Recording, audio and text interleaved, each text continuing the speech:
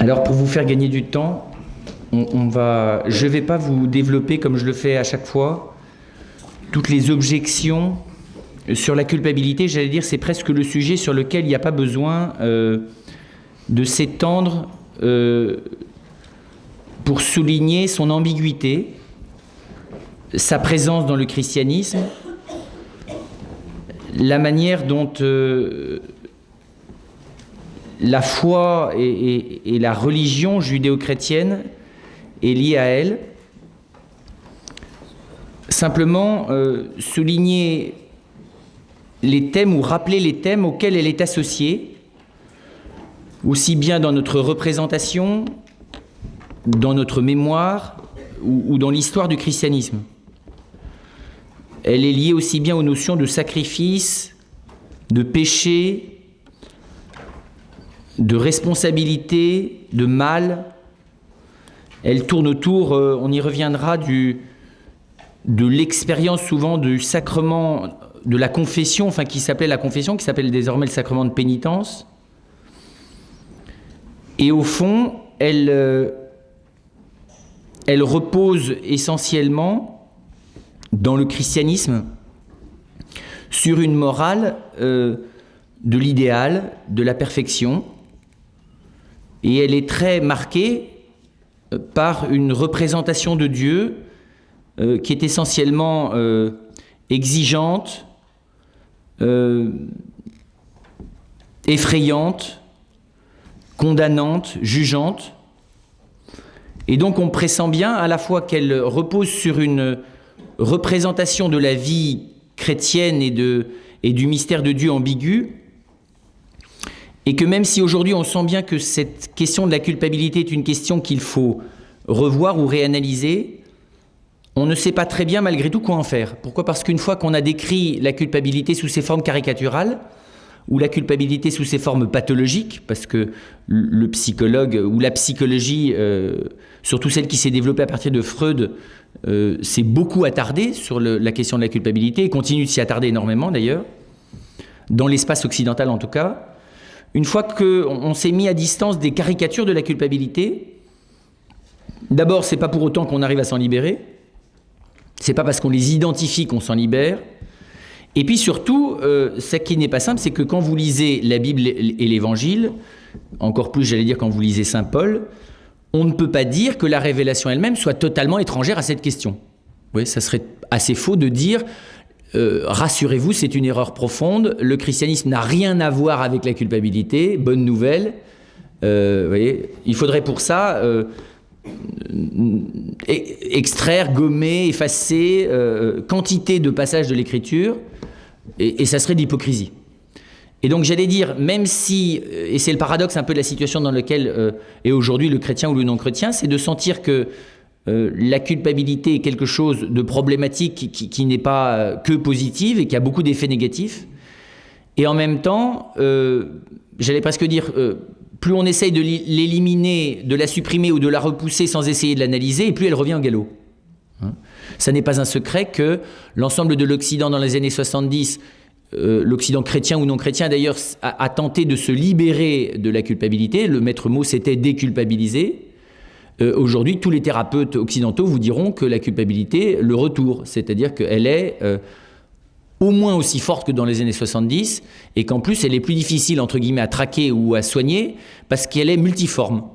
En gros, si vous voulez, je dirais l'avantage de la culpabilité classique, c'est qu'elle avait des formes traditionnelles. La peur de Dieu, la peur du châtiment, la peur du péché, le sentiment de ne pas être fidèle à ce que Dieu me demande, ou ne pas être fidèle à l'idéal que je me suis fixé. Au moins, c'était à peu près clair. Ça n'est pas un secret qu'aujourd'hui, notamment dans les jeunes générations, la culpabilité, j'allais dire, elle est beaucoup plus multiforme et elle est beaucoup plus difficile à repérer, du coup, et à soigner. Parce que d'un individu à l'autre, elle prend des formes extrêmement différentes. Oui, j'irais à la limite, tant qu'on était dans le christianisme bourgeois, mal à l'aise dans son christianisme, à la manière de la bourgeoisie allemande de l'époque de Freud et du christianisme de la deuxième partie de ce siècle, c'était assez simple parce que la culpabilité tournait essentiellement autour du devoir et de la sexualité. Donc c'était à peu près simple, on savait à peu près où est-ce qu'elle se logeait. Aujourd'hui, c'est deux domaines dans lesquels on a essayé de beaucoup déculpabiliser, et donc elle s'est logée à beaucoup d'autres endroits. Et donc on est aujourd'hui appelé à essayer de la comprendre. Et je pense qu'avant évidemment de l'aborder de manière chrétienne, comme on l'a fait à chaque fois, il faut d'abord essayer de la comprendre dans son mécanisme humain et dans son mécanisme psychologique. Ensuite, essayer de voir quels sont les moyens humains de réagir par rapport à ça. Et puis ensuite, dans un deuxième temps, comment à la lecture de l'Évangile elle apparaît et quelle est la lumière chrétienne sur cette question-là. Alors, quand on essaye d'analyser le mécanisme de la culpabilité, on ne quitte pas d'ailleurs la révélation biblique parce que le plus splendide traité de la culpabilité qui soit, ce sont les premiers chapitres de la Genèse, qui nous décrivent le mécanisme de la culpabilité ou la naissance de la culpabilité de manière, à mon avis, tellement précise que nous n'avons pas fini de les comprendre. Hein, c'est très intéressant de lire Marie Balmary, par exemple, qui a longuement étudié ces premiers chapitres de la Genèse, mais Jean-Paul II aussi, dans toute une réflexion catéchétique qui s'appelle « Hommes et femmes, il les créa ». Et c'est très intéressant de voir que dans l'Église, depuis maintenant 40 ans, ce texte est un des grands lieux, j'allais dire, de révélation anthropologique du fonctionnement de la culpabilité. Qu'est-ce que nous décrit la Genèse et dont vous allez voir qu'elle, au fond, elle éclaire. Vous pouvez mettre un tout petit peu moins fort, hein, parce que ça va vous rendre sourd, je pense. Vous allez voir qu'elle éclaire de manière très impressionnante l'expérience concrète que nous faisons de la culpabilité. Pour l'instant, je ne distingue pas volontairement le sentiment de culpabilité et la culpabilité. Qu'est-ce que nous décrit la Genèse ? La Genèse, après nous avoir décrit la création de l'homme et de la femme, nous montre comment les choses commencent à se dégrader par rupture de la communion. Hein, on le voit très clairement. Le drame commence dans l'éloignement entre la créature, en l'occurrence la femme puis l'homme, à l'invitation du serpent, mais bon, pour l'instant je ne m'occupe pas du serpent, dans l'éloignement à l'égard de Dieu, hein, j'allais dire dans la perte de la communion à l'égard de Dieu. La Genèse d'ailleurs nous révèle simplement que l'homme et la femme sont, j'allais dire, fabriqués ou créés pour la communion. Et que cette communion, elle a deux dimensions. L'une qui est du côté de l'amour, hein, c'est-à-dire que, j'allais dire, la communion avec Dieu est dans le récit de la Genèse, les deux récits de la Genèse le montrent bien, elle est dans le prolongement du désir. Le désir porte naturellement la créature vers son bien, et la relation à son bien le plus fondamental et le plus ultime qu'est son créateur, j'allais dire, le désir la porte naturellement vers Dieu. Mais cette communion, et on le voit aussi très clairement toujours dans ce même récit, elle n'est pas simplement dans l'ordre de l'amour, elle est aussi dans l'ordre de la lumière.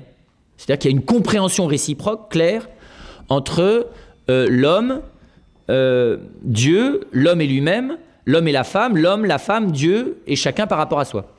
Hein, on voit bien qu'on est dans une intercommunion dans laquelle il y a à la fois j'allais presque dire un repos dans le désir et une lumière.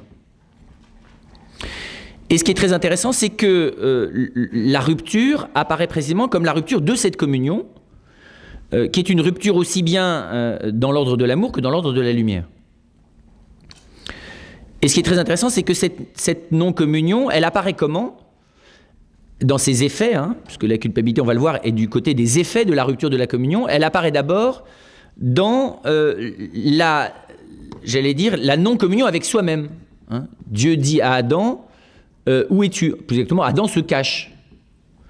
Le fait de se cacher, parce qu'il est nu, dit-il à Dieu, montre bien que l'homme n'est déjà plus en communion avec lui-même. Il n'est plus en communion non plus avec Dieu, puisqu'il est dans un rapport de peur avec Dieu, et il n'est plus en communion avec Ève, puisqu'on le voit par la suite, ils se renvoient la faute l'un à l'autre. Enfin, plus exactement, lui renvoie la faute sur elle, et elle renvoie la faute sur le serpent. Ou encore plus subtilement, lui, Adam, renvoie la faute sur elle et sur Dieu, en lui disant « c'est celle que tu as mis auprès de moi », une double accusation astucieuse, et elle renvoie la faute sur le serpent. Et donc, on voit bien que, j'allais dire, cette rupture de communion amorce une rupture dans le rapport de l'homme à lui-même, dans le rapport de la femme à elle-même, dans le rapport entre l'homme et la femme, et dans le rapport à Dieu. Pas simplement de manière directe d'ailleurs, parce que étant en rupture de communion, c'est-à-dire d'amour et de compréhension à l'égard de lui-même, l'homme entre en rupture à l'égard de l'autre et en rupture à l'égard de Dieu. Et donc j'allais dire, d'un triangle de communion, on rentre dans un triangle infernal dans lequel chacun, enfin sauf Dieu qui a l'air de les comprendre manifestement, puisqu'il leur tend des perches toutes les 15 secondes, et qu'il essaye de leur montrer que lui, de son côté, la communion n'a pas l'air brisée, mais enfin manifestement, ça n'a pas l'air de percuter en profondeur ni Adam ni Ève. Quant au serpent, il n'a pas l'air très réceptif au discours. On voit bien d'ailleurs la différence, c'est qu'il n'y a pas de dialogue entre le serpent et Dieu, alors qu'il y en a un entre Adam et Dieu. Et Ève et Dieu aussi. Il y a un dialogue, il y a une réponse. Ce qui montre que le dialogue n'est pas rompu. C'est un dialogue avec incompréhension, c'est un dialogue, j'allais dire, dans lequel l'homme s'est exclu du rapport de communion, mais j'allais dire, c'est toujours un dialogue. Hein. L'homme et la femme ne sont pas rejetés par Dieu. Ils s'enferment dans le rejet d'eux-mêmes et du coup dans le rejet de leur source. Mais ils ne sont clairement pas dans ce texte rejetés par Dieu. Ils sont mis dehors du paradis, mais ils ne sont pas rejetés du paradis, ils sont simplement mis du paradis pour ne pas s'installer indéfiniment dans leur bêtise. C'est pas tout à fait pareil. Hein. Pour ne pas, j'allais dire, s'immortaliser dans leur enfermement. C'est simplement pour ça qu'il les met dehors. Pour pas qu'ils mangent de l'arbre qui va leur permettre de devenir immortels, c'est-à-dire de demeurer immortellement dans leur repli sur eux, quoi, tout simplement. Donc en les mettant dehors, il leur redonne une chance, quoi, de ne pas s'enfermer définitivement dans cette rupture vis-à-vis de lui. Ce qui est très impressionnant, donc, c'est que cette lumière, cette non-communion, ou cette rupture de communion, provoque une perte de la lumière et de l'amour. Et je pense que c'est très important de voir qu'il y a les deux. Il n'y a pas qu'une perte de l'amour. C'est pas simplement, Dieu n'était pas simplement le sein maternel dont j'ai été séparé, vous voyez, par la faute, quoi. Il y a aussi une perte de lumière, d'ailleurs on le voit bien, puisqu'ils éprouvent le besoin de se cacher dans leur corps. Leur corps lui-même n'a plus de sens. Ils ont besoin de le revêtir d'un sens qu'ils se fabriquent eux-mêmes, qui est leur pagne. Et Dieu d'ailleurs coopère à cette image qu'ils commencent à se construire d'eux-mêmes en leur fabriquant des vêtements, un peu plus élaborés que les leurs. Et d'ailleurs on voit bien dans la suite de l'Écriture, ou de l'Alliance, hein, cette manière dont l'homme est spontanément enfermé dans l'image de lui-même, la femme aussi, l'un par rapport à l'autre d'ailleurs également, et dont ils sont tous les deux enfermés dans l'image qu'ils se sont faite de Dieu, dans la distance qu'ils ont mise vis-à-vis de lui. Ce qui est intéressant, c'est que, et on va en venir précisément à la culpabilité, cette rupture ou cette absence de lumière et d'amour, cette rupture de communion, engendre un manque d'assurance évidemment. On voit très clairement, dès la chute, Adam et Ève, j'allais dire, hésiter quant à eux-mêmes et quant à l'autre et quant à Dieu. Hein, j'allais même dire, ça engendre une défiance, qui est une défiance vis-à-vis de soi, vis-à-vis de Dieu et vis-à-vis de l'autre. Ou plus exactement, pour être plus précis, on pourrait dire qu'il y a à la fois une défiance et un doute, ce qui n'est pas tout à fait la même chose. La défiance, elle est dans l'ordre affectif. Le doute, il est dans l'ordre intellectuel. Et quand vous synthétisez la défiance et le doute, ça vous donne le soupçon. Et donc vous voyez la créature humaine dans un état de soupçon, c'est-à-dire de défiance et de doute, à cause, j'allais dire, de cette de cette précarité nouvelle dans laquelle il est, puisqu'il est précisément en état de rupture à l'égard de sa propre source. Donc ne se comprenant plus à la lumière de sa source, j'allais dire, il est dans un état d'errance par rapport à ce qu'il est, tout bêtement. Et cet état d'errance a un effet affectif et un effet intellectuel. Un effet affectif qui est celui de la défiance, un effet intellectuel qui est celui de ne plus comprendre correctement et donc de douter de qui il est, de ce qu'il vaut, de ce vers quoi il est censé aller. Alors le soupçon c'est plus que la synthèse de la défiance et du doute, mais enfin c'est dans cette ligne-là. Et je pense qu'on peut dire que dès le début, ce que, alors plus précisément le serpent introduit, lui c'est du soupçon. Cette défiance vis-à-vis de soi, vis-à-vis de l'autre et vis-à-vis de Dieu, évidemment, rend l'homme plus fragile ou plus affaiblit l'homme. Parce que, j'allais dire, créé pour être en état de communion, le fait de ne plus être en état de communion fait que je m'ampute moi-même de ce qu'était autrui et de ce qu'était Dieu pour moi, tout bêtement. Et qu'en plus, j'accède plus à ce que je suis, ce qui est encore plus compliqué. Et ce qui est très intéressant, c'est que ce manque d'assurance par rapport à son être, ce manque de confiance par rapport à ce qu'il est, engendre chez lui, on le voit clairement, la peur et la violence. Pas simplement la peur, parce que la peur finit par engendrer la violence. La peur de Dieu, mais aussi la peur de lui-même et la peur de l'autre. Et puis la violence parce que, j'allais dire, l'homme n'a pas perdu son désir d'être heureux, l'homme n'a pas perdu son désir de la vérité, l'homme n'a pas perdu ce qui fait ses aspirations profondes, sauf que, j'allais dire, il n'y accède plus avec la facilité avec laquelle il y accédait dans la communion. Et donc les portes d'accès à l'objet de ce désir sont barrées. D'accord? Puisqu'il est dans l'obscurité quand il désire la lumière, il y comprend pas grand-chose. Et son désir est barré quand il aspire à l'amour, parce que la relation à elle est compliquée, et que la relation à Dieu est compliquée. Et tout le monde sait que, j'allais dire, se sentant fragile, désirant quelque chose et n'y parvenant pas, ça engendre la colère et la violence. Ou la violence contre soi, parce que dans la peur, on se retourne contre soi en se mettant en colère contre soi, de ne pas parvenir à la lumière et de ne pas parvenir à la communion, ou on s'attaque à l'autre. Au choix, ça dépend des moments. D'ailleurs, tant qu'on s'attaque à l'autre, on s'attaque aussi à soi, puisqu'on continue de s'attaquer à la communion, et quand on s'attaque à soi, on s'attaque à l'autre parce qu'on le prive de soi. Donc j'allais dire, la solution est quasiment la même. Et je ne pense pas qu'il y en ait l'une préférable sur l'autre, même si psychologiquement, on n'a pas à les traiter de la même manière. Et donc, alors ça, c'est l'état dans lequel est manifestement, donc vous voyez, ça se dégrade vite. Hein. Mais ce qui est très intéressant, c'est que c'est au ralenti, vous voyez. J'allais dire. Alors nous, le problème, c'est on est déjà dans cet état-là, quoi. Malgré l'amour maternel, paternel et tout le bidule, on est quand même, fondamentalement, il y a un truc comme ça au fond. D'accord ? Malgré le baptême et toutes les choses aussi, c'est très bizarre.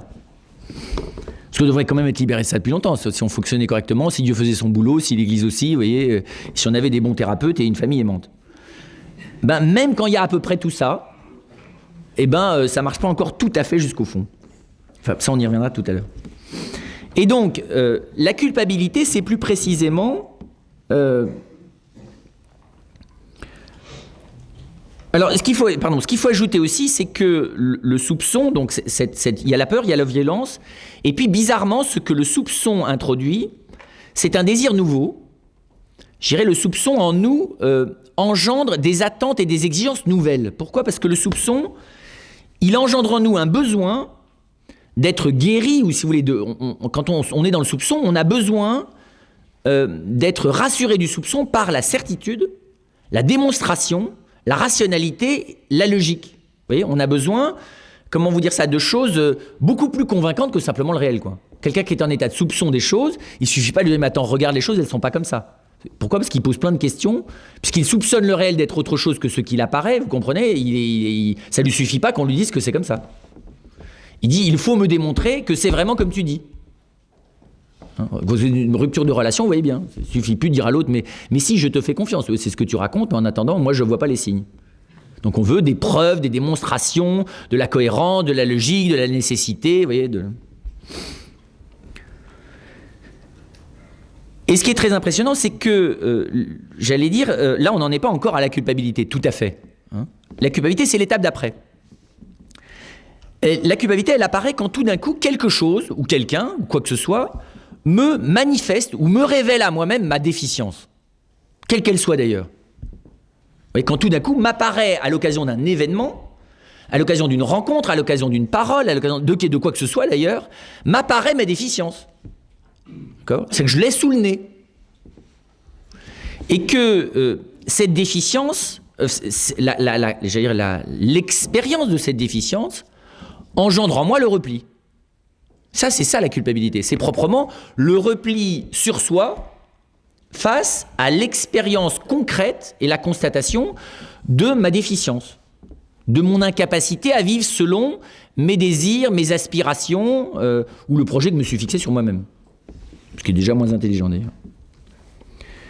Et on voit bien, c'est ça la culpabilité. Se sentir coupable,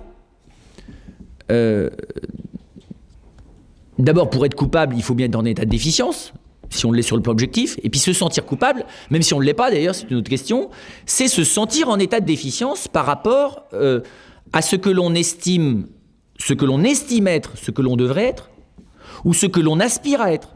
L'un ou l'autre d'ailleurs. D'ailleurs, elle n'a pas tout à fait la même forme quand je constate ma déficience par rapport à ce que j'ai le désir d'être. Donc ça engendre une déception, et cette déception, quand elle se replie sur elle-même, elle engendre la culpabilité. Mais par contre, la culpabilité est beaucoup plus directe quand je me replie sur moi face à l'échec par rapport au projet que j'avais sur moi-même. Alors là, c'est radical. Parce que le projet, il est beaucoup plus contraignant que le désir. Le désir, c'est flou. J'espère être heureux, j'ai le désir d'être heureux. Je n'y arrive pas. Bon, c'est un peu nul, hein, mais globalement, c'est pas l'horreur. Par contre, quand je me suis fixé le bonheur dont je suis digne, que je dois atteindre, qu'il faut que j'atteigne, ou la forme que vous voyez, le projet que j'ai, quoi. Là, quand je l'atteins pas, alors là, vous voyez, très bizarrement, la culpabilité franchit un seuil nouveau. J'allais presque dire, le projet augmente le phénomène du miroir dans la culpabilité. Je me vois encore plus nul face au projet non atteint. L'homme qui se représente les vertus qu'il devrait acquérir, les défauts qu'il devrait corriger, ou la femme, c'est la même chose, hein, qui se représente sous un projet, ce qu'il devrait faire, qui se représente son devoir sous la forme d'un projet à atteindre, face à l'échec, il est bourré de miroirs qui lui renvoient sa nullité. Hein, et plus le projet est exigeant, et plus les miroirs sont nombreux. Ou les rétroviseurs, si vous préférez. C'est la même chose d'ailleurs, parce que le rétroviseur, c'est à la fois ce dans quoi on se regarde quand on est une femme pour se refarder, et c'est ceux que l'on regarde pour regarder derrière, c'est les deux, et pour surveiller les enfants en plus. Donc c'est très aidant, le rétroviseur, c'est c'est une bonne image à mon avis du repli de la culpabilité, c'est le miroir sur soi à la lumière de ce qu'il y a derrière, avec comme arrière-fond ce qu'il y a derrière. Et d'ailleurs, quand on est enfermé dans la culpabilité, on avance en marche arrière, seule manière d'avancer, si on veut encore avancer. Parce qu'on ne sait plus regarder devant. Parce que pour regarder devant, il faut lâcher la peur de ce qu'il y a derrière.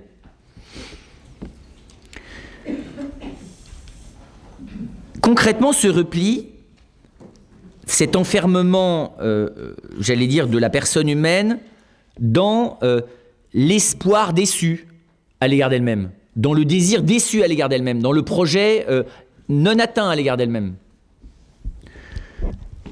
fait que ou je me retourne contre moi-même ou je me retourne contre l'autre. Pourquoi ? C'est parce qu'apparaît à ce moment-là le besoin de s'en prendre à quelqu'un. Et étant donné ce pourquoi je suis fait, étant donné ce que je me suis fixé, étant donné ce que je désire, ne l'atteignant pas, il faut bien qu'il y ait quelqu'un qui soit responsable de cette incohérence radicale entre ce que je suis, ce que je devrais être, et puis ce qu'il en est des choses.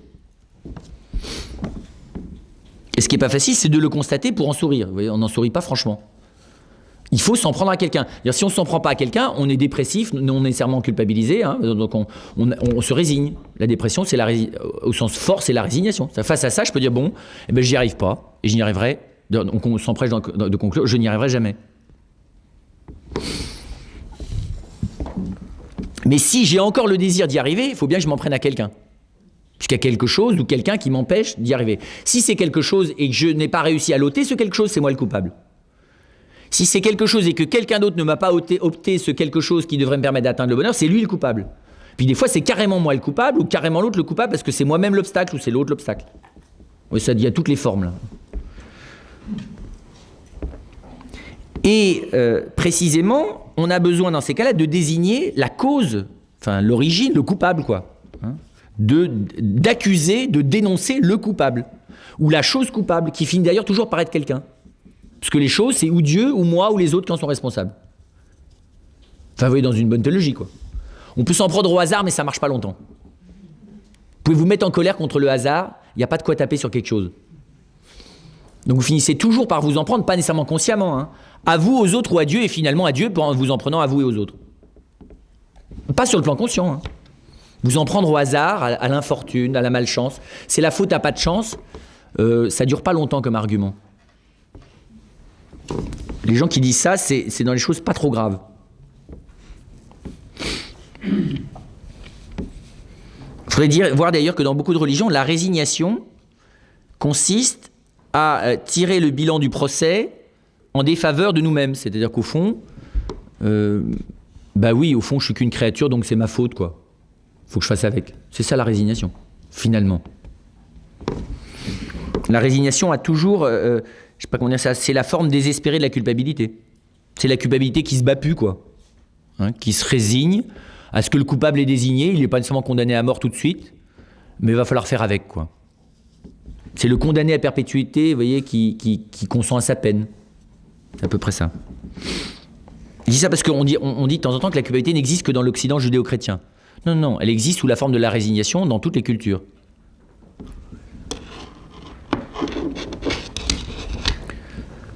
Alors, ce qu'on peut voir, c'est que, du coup, la culpabilité, elle est ou en s'accusant soi-même, ou en accusant les autres, ou en accusant Dieu. Et évidemment, elle augmente d'autant plus, ou l'accusation est d'autant plus terrible, ou des fois elle est double, elle est envers moi et envers les autres, quand effectivement, dans ma tentative d'atteindre le but que je me suis fixé, l'idéal que je suis censé vivre, le désir qui est le mien, je me compare aux autres. Bizarrement, la comparaison, qui vire rapidement à la jalousie, augmente la culpabilité. Donc ça, vous voyez, c'est une espèce de cercle infernal. Mais le pivot, c'est quand même la culpabilité. Parce que c'est une espèce d'amplificateur de la violence contre soi et l'autre, la culpabilité.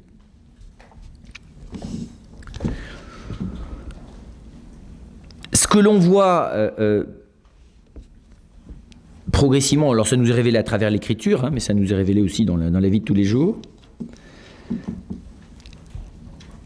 c'est les issues négatives de la culpabilité, ou les fausses issues de la culpabilité. Et donc je crois que c'est important de voir que la logique de la culpabilité, comme elle est, encore une fois, elle est vécue comme la conséquence d'une entrave sur ce qui fait profondément le désir de mon être, ou bien elle aboutit au pire à la suppression de soi, au suicide, parce que si je suis coupable, il faut que je porte moi-même la sentence et la condamnation et que je passe à l'acte. Et donc c'est important de voir que la culpabilité porte en elle une logique suicidaire, hein, si je suis cohérent jusqu'au bout. Pourquoi ? Parce que, alors vous allez me dire, mais c'est absurde, parce que en me supprimant moi-même, je m'empêche définitivement d'atteindre quelque chose. Oui, mais c'est la manière radicale de me sanctionner. C'est absurde, hein, mais c'est comme ça. C'est que je me sanctionne, j'allais presque dire,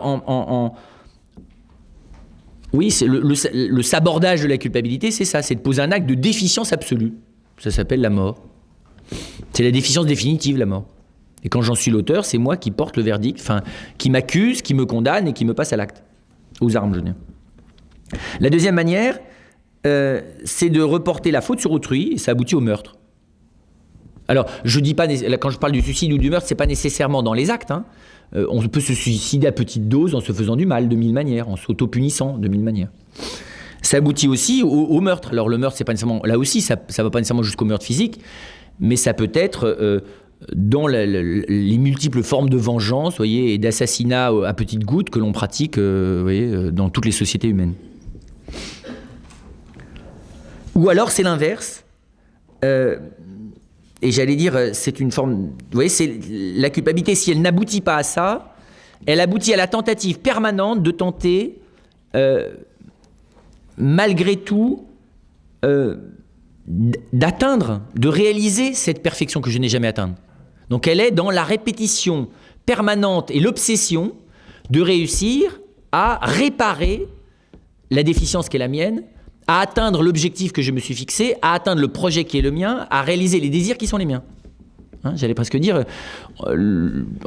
à passer le temps du repli sur soi, on passe à l'obsession et à l'acharnement, qui consiste à vouloir à tout prix réussir, par mille moyens, l'objectif, l'image, le désir, le projet que l'on s'est fixé.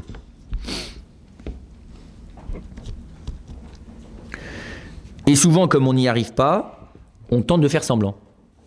Donc la dernière forme de la culpabilité, c'est tous les maquillages de ma déficience. Toutes les manières de maquiller ma déficience pour me faire croire à moi-même que je le suis plus. Donc ça s'appelle, notamment, les deux grands moyens, c'est le pouvoir et l'avoir. Les deux grands moyens de me raconter, de manière absurde d'ailleurs, en n'y croyant pas du tout, mais d'essayer de m'auto-persuader toute la journée que je suis quand même quelqu'un, tout en continuant à être certain que je suis vraiment rien du tout, c'est le pouvoir et l'avoir. C'est les deux drogues, quoi. Le pouvoir, parce que plus j'en ai, plus je me mets au-dessus des autres selon la puissance, donc ça me donne l'illusion que je suis peut-être un peu au-dessus des autres, mais bizarrement, ça m'enfonce encore plus sur le plan du réel, donc du coup, j'en ai besoin encore plus. C'est is no good, hein, pour le prendre avec humour. Hein. Malheureusement, dans le monde de l'entreprise, de la famille, de la communauté humaine ou de la communauté chrétienne, c'est beaucoup plus terrible que ça. Ou bien c'est l'avoir. Oui, mais l'avoir, c'est le dernier. Le pouvoir, c'est quand même plus convaincant, quoi. Alors il y a le pouvoir masculin et le pouvoir féminin, c'est pas la même chose. Et le pouvoir est plus manipulatoire chez les femmes, il est plus brutal chez les hommes, il est plus dominateur objectivement, visiblement, socialement, culturellement chez l'homme, mais il est plus subtil, pervers et intérieur chez la femme, du point de vue de la prise de pouvoir. Et puis vous avez des gens qui cumulent les deux, ceux qui ont appris chez les autres comment faire chez eux, donc ils font et l'un et l'autre. On a tous d'ailleurs la capacité en gros de faire les deux. Mais le pouvoir, c'est ça, c'est au fond, c'est le vampire, quoi, le thème du pouvoir, le pouvoir de celui qui est dans la culpabilité, il a besoin de vampiriser les autres pour exister, c'est ça le pouvoir.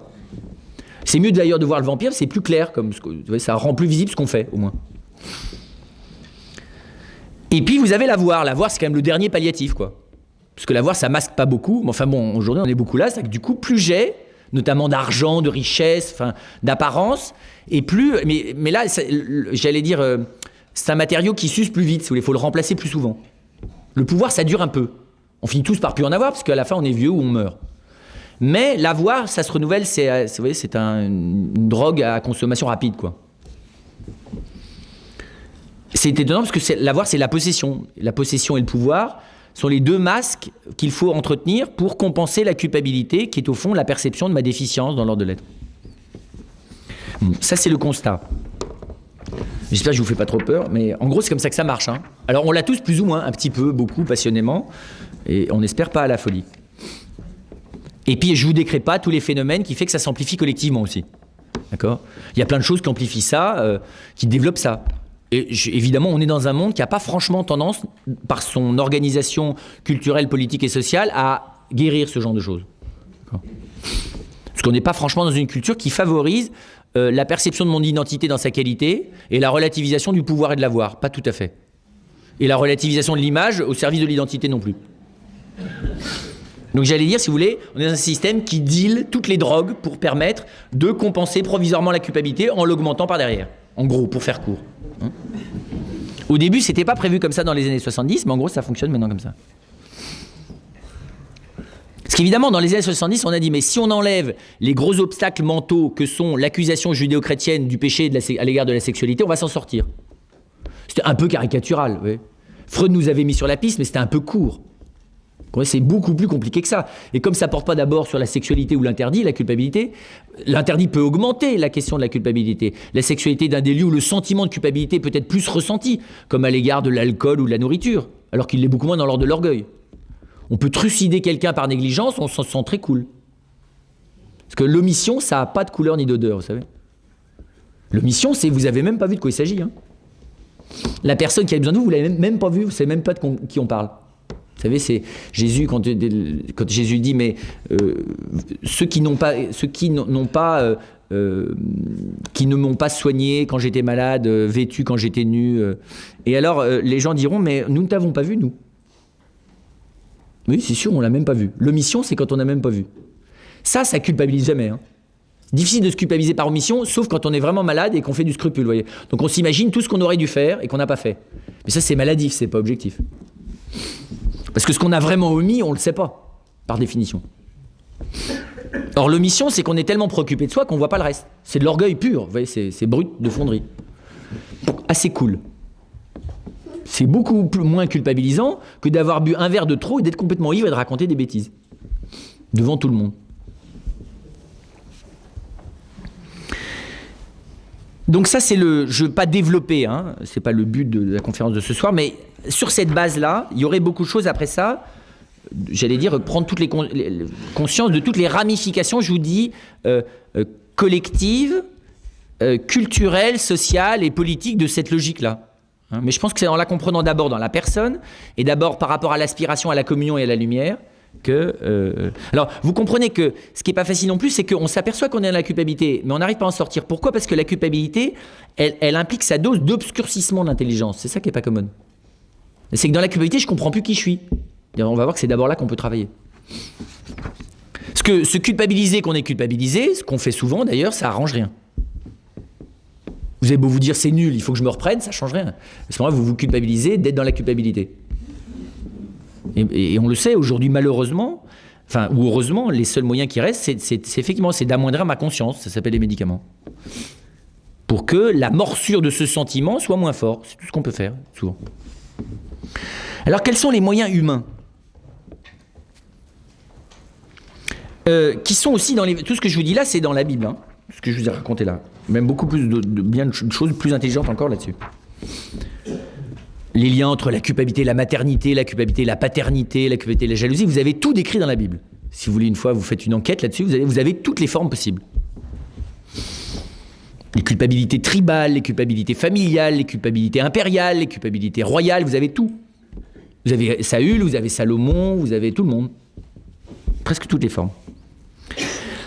Du côté des moyens, j'allais dire de l'analyse humaine, ou de ce que fait souvent aujourd'hui la thérapie, à l'égard de la culpabilité, ou même pas, enfin la thérapie. Oui, si la thérapie, c'est la tentative de la personne humaine de ne pas se laisser enfermer dans un sentiment dont elle perçoit qu'il qu'il déforme son sens du réel.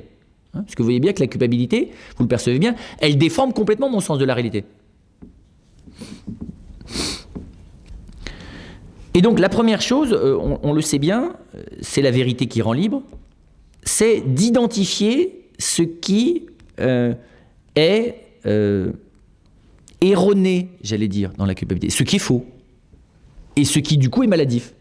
Parce que mon intelligence, elle est malade quand elle est dans l'erreur. C'est la forme de la maladie fondamentale, c'est l'erreur. Hein. Mon intelligence, elle n'a plus sa santé quand elle est enfermée dans l'erreur. Et la culpabilité l'enferme dans l'erreur. Et d'ailleurs, souvent, une grande partie de notre affectivité ne va pas bien, simplement parce qu'il n'y a pas de lumière dedans. Alors en plus, elle est fragile par ailleurs, hein. Mais la première guérison de l'affectivité, c'est d'y mettre de la lumière. C'est de lui donner du sens, tout bêtement. Hein. Parce que quand il n'y a pas de lumière, on ne voit rien. Donc quand on ne voit rien, on ne sait pas où elle a sorti. Donc il n'y a pas de sens. Et du coup, mon affectivité, elle tourne en rond en elle-même. Vous voyez, elle fonctionne de manière autonome. Et évidemment, on ne donne pas de la lumière à l'affectivité en lui tenant des discours. Ça ne marche pas, ça. Répéter à quelqu'un, mais il faudrait que tu fasses ci, il faudrait que tu fasses ça, je vais t'expliquer comment ça marche, ça ne change rien du tout. Et évidemment, c'est capital de distinguer, c'est la première chose qu'on essaye de faire dans sa vie personnelle, c'est la culpabilité objective. Sur lequel, moi, ma grande question, c'est peut-on évaluer par soi-même sa propre culpabilité objective? Je suis maintenant persuadé qu'on en est radicalement, fondamentalement incapable. Vous avez des tribunaux qui sont chargés d'établir la manière dont la société éclairée par la loi tente de juger, est-ce qu'elle juge la culpabilité de la personne? En fait, elle juge de la gravité des actes. Et elle tente légèrement de faire une relation entre la gravité des actes et le degré de conscience morale de la personne, c'est tout. Au sens strict, hein. Quand on dit « je vous déclare coupable », oui, ça veut dire il y a quelque chose de personnel dans ce que vous avez fait. Voilà. Et ce que vous avez fait, c'est, au vu du fonctionnement social, quelque chose de grave, pour faire court. Mais normalement, la loi est incapable de me donner le degré de culpabilité. Incapable. Si elle est honnête.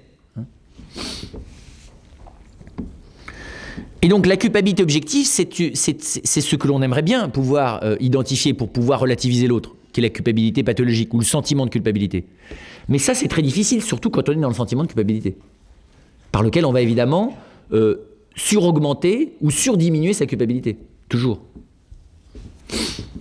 Parce que comme on s'en veut beaucoup dans la culpabilité, il faut s'auto-justifier à fond ou se dénigrer à fond. Il n'y a pas de demi-mesure. Vous voyez ça, vous savez, c'est quand l'enfant... Alors, chez les adultes, ça se revêt de mécanismes beaucoup plus compliqués qui, d'ailleurs, à mon avis, augmentent les choses. Mais un enfant que vous prenez la main dans le sac et qui vous dit avec de la confiture autour de la bouche « Mais non, j'ai pas mangé de la confiture », c'est très impressionnant. Vous voyez, c'est l'auto-justification magnifique de la culpabilité, ça. « Mais non, non, non, j'ai pas mangé de confiture ». C'est assez touchant, je trouve. Je vous dis, chez l'adulte, c'est beaucoup plus élaboré, mais le mécanisme est le même. C'est ridicule.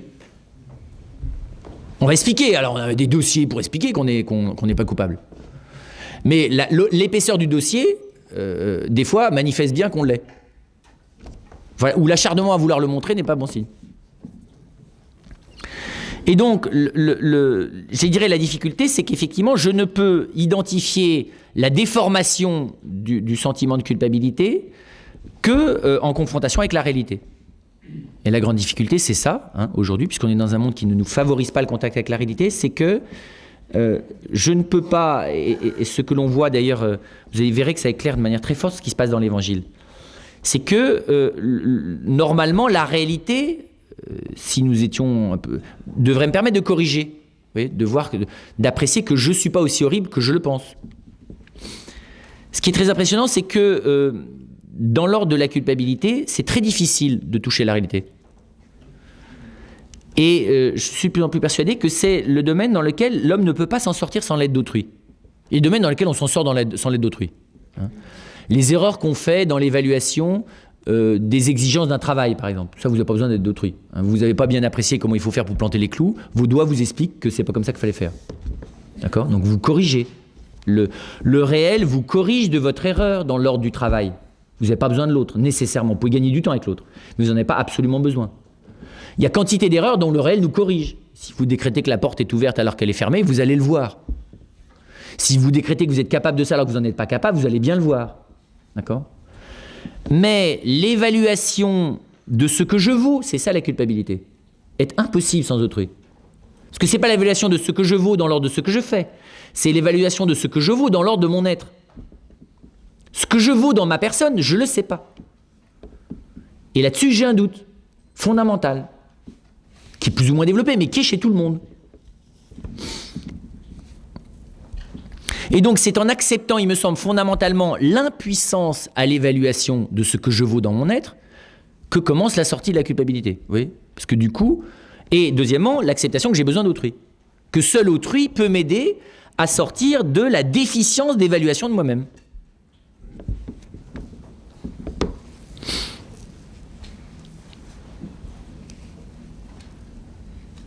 Alors la question est de savoir est-ce que j'ai besoin d'autrui au départ ou est-ce que j'ai besoin d'autrui tout le temps ?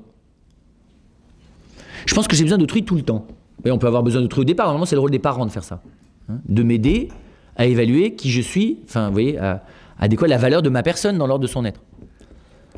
Mais c'est très étonnant, ça ne suffit pas. Pourquoi ça ne suffit pas ? Parce que chaque fois que je pose un acte libre dans lequel je prends une responsabilité à risque, le regard d'hier ne suffit plus. Parce que je pose un acte nouveau. Vous voyez ce que je veux dire ? Je rejoue ma vie dans mon acte. Et donc si ça ne marche pas, ma grille de lecture, vous voyez, appuyée sur le regard d'autrui qui m'a aidé jusque-là, ne suffit plus. Je pense que c'est très important ça d'identifier ça. Alors évidemment, je peux ne plus bouger dans mon existence, vous voyez, me contenter de répéter. Ça arrive ça des fois d'ailleurs. Une fois que je suis rassuré sur le fait que je vaux quelque chose, je ne bouge plus. Je suis stationnaire. Vous avez des gens comme ça qui se stabilisent à 25 ans, 30 ans, 40 ans, 50 ans, ils ne bougent plus. Par peur que la moindre prise de risque, vous voyez, ou que leur personne grandisse un peu, fasse émerger du coup une réévaluation de ce qu'ils sont. Très bizarre ça. Ce qu'on appelle un profil bas. C'est vrai, vous voyez, vous positionnez au ras de la non-responsabilité, si possible. C'est une pratique courante, hein, et aujourd'hui très pratiquée. Vous situez au ras de la non-responsabilité. Là, vous n'avez pas de problème, pas responsable. Faites juste comme tout le monde. Ou jusqu'à l'endroit où on m'a dit que c'était bien. Après, je ne veux pas plus loin.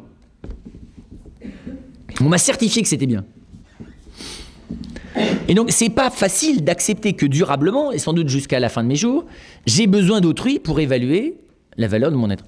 Tout simplement d'ailleurs parce que n'étant un cadeau que pour ceux auxquels je me donne, on est aussi un cadeau pour soi-même, mais au deuxième degré. Premier degré, on est un cadeau à ceux auxquels on se donne. Donc il n'y a que ceux qui savent la valeur du cadeau, qui le reçoivent. Nous, on ne sait pas très bien parce qu'on est du côté du donateur, on n'est pas du côté de ceux qui reçoivent.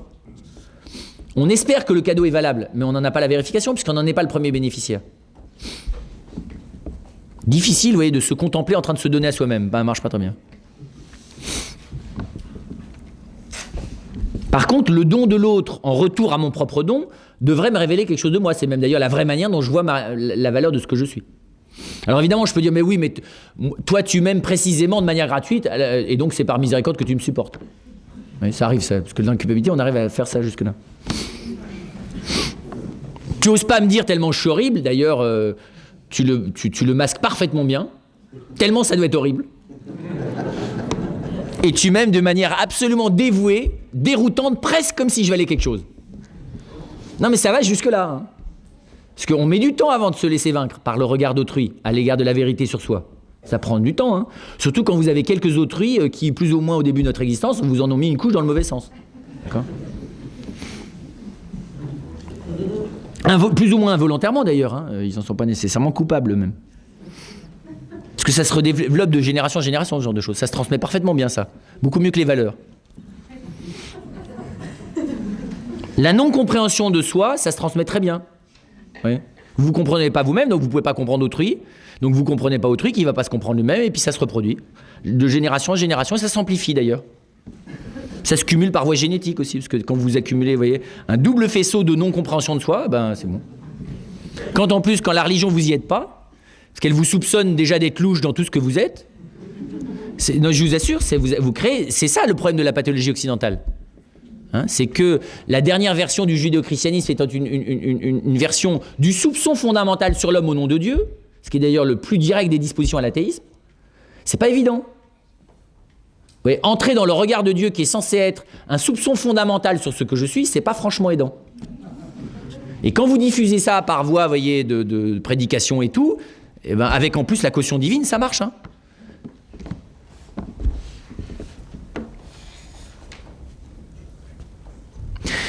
Et donc je crois que c'est très important de voir que l'acceptation de l'erreur dans l'évaluation de soi, l'acceptation de l'impuissance dans la capacité à l'évaluation de ce que je vaux dans mon être, et l'acceptation d'avoir besoin d'autrui, c'est déjà le commencement du salut. Le commencement, hein, pas le salut, mais c'est le commencement. Il faudrait développer ici comment, encore une fois, les erreurs éducatives, ou les fautes éducatives, hein, parce qu'il peut y avoir erreur et faute, hein, augmentent, et notamment, c'est pas tellement, contrairement à ce qu'on pourrait penser, les manques d'amour que les manques de compréhension. J'exagère, hein. Mais quelqu'un qui comprend qui je suis et qui ne m'aime pas, ça vaut mieux que quelqu'un qui m'aime et qui comprend rien qui je suis. Pas sur le plan moral et métaphysique, vous voyez ce que je veux dire? Évidemment, il vaut mieux que quelqu'un m'aime même s'il ne me comprend pas, vous voyez, ça c'est sûr. Mais sur le plan de l'effet en face. Parce que l'ignorance de soi est beaucoup plus grave psychologiquement que le manque d'amour. Parce que ça touche à l'identité. Alors évidemment, vous cumulez les deux, ça fait beaucoup. Mais vous voyez ce que je veux dire, c'est que si je ne sais pas qui je suis, évidemment, le fait qu'on m'aime, c'est pas que ça me sert à rien. Mais je ne sais pas très bien ce qu'il faut en faire. Et le grand problème, c'est que là aussi, on est dans malheureusement, dans l'espace occidental qui aurait pu devenir beaucoup plus tôt que ça, à mon avis, un espace dans lequel on développe l'intelligence de la compréhension d'autrui et de soi-même, est un espace dans lequel, à partir du XIVe, XVe siècle, on a développé une inintelligence de soi et de l'autre. Puisque l'effort n'était pas de comprendre l'autre, mais d'appliquer rigoureusement le devoir de la morale envers autrui et envers soi. D'accord ? Ce qui est tout autre chose. Alors les mères ont quand même toujours essayé de comprendre leurs enfants, hein, mais j'allais dire, je suis très frappé de voir que la non-compréhension ou l'erreur sur autrui est quelque chose qui blesse moins affectivement, mais plus profondément.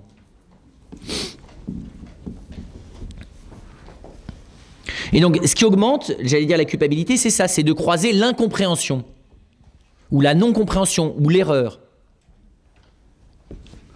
Parce que ça légitime le soupçon que j'ai sur moi-même.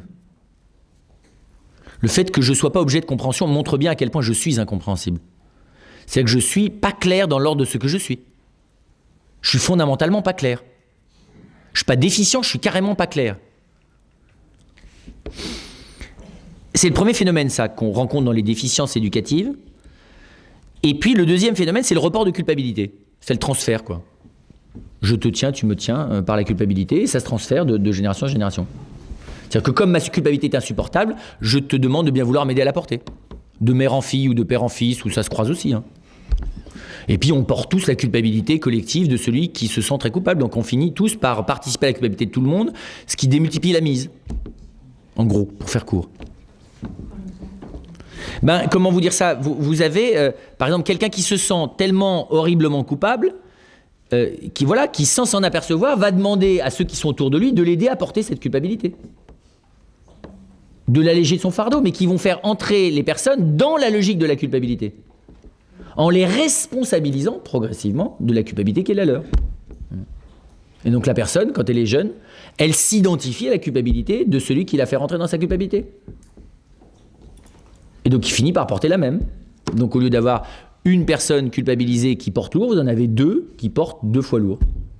Parce qu'en plus on est culpabilisé, l'aîné est culpabilisé, doublement culpabilisé de faire porter ça à quelqu'un de plus jeune, et ça augmente. Alors ça fonctionne comme ça, hein. Le tout c'est de, comment vous dire ça, c'est de s'apercevoir, je sais pas comment dire ça, du fait que le transfert de culpabilité n'est pas une solution. Alors, qu'on en ait la propension, on l'a tous, ça, parce que c'est trop lourd. Donc on a besoin de quelqu'un qui nous aide à porter. Le tout, c'est de ne pas le demander à quelqu'un qui n'est pas capable de se positionner par rapport à ça. Parce qu'évidemment, ce dont on a besoin, c'est quelqu'un qui m'aide à la lâcher, la culpabilité, pas quelqu'un qui va la prendre sur lui pour la doubler. Non. C'est comme quelqu'un qui se noie, quoi. Le but de quelqu'un qui se noie, il n'est pas aidé par quelqu'un qui vient se noyer avec lui, par définition. Parce qu'une fois que vous avez 2 personnes qui se trouvent aussi horribles que la première, vous n'avez pas gagné.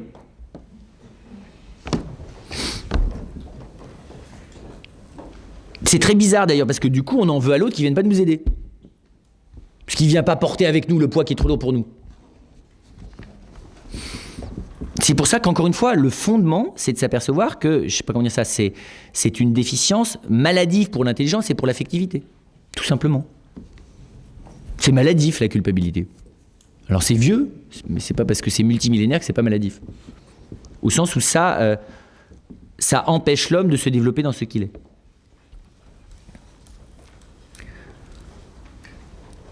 Vous voyez bien que après cette aide, j'allais dire cette aide d'autrui, hein, ou l'acceptation qu'autrui puisse avoir un regard sur moi et sur ce que je vaux, qui soit fondamentalement plus juste que le mien.